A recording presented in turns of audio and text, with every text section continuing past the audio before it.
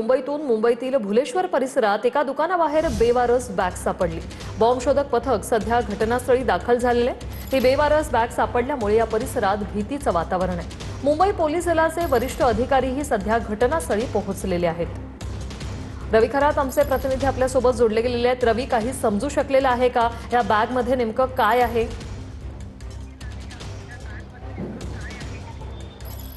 नक्कीच वृषाली, आपण पाहतोय की काही वेळापूर्वी जे बॅरिकेडेड आपणास पाहायला मिळतं, या ठिकाणी एक सुटकेस आढळलं होतं। सुटकेस आढळण्यातील येथील नागरिकांनी पोलिसांना तात्काळ त्याची माहिती दिली। त्यानंतर या ठिकाणी बॉम्ब शोधक जे पथक येते या ठिकाणी सध्या दाखल झालं होतं। मात्र आता ती जी सुटकेस आहे त्या सुटकेसची बॉम्ब शोधक पथक यांनी पाहणी केली असता त्या सुटकेस ते रिकामी होतं।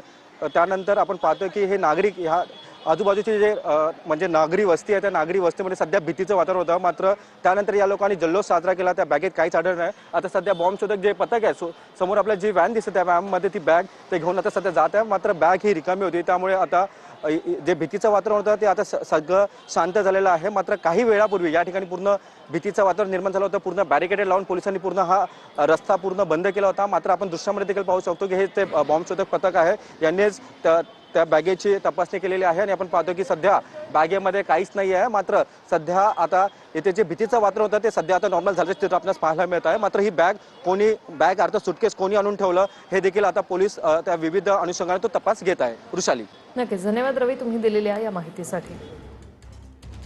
मुंबईच्या भुलेश्वर परिसरात ही बॅग सापडली होती, मात्र या बॅगमध्ये काही नसल्याचं आता समोर आलं।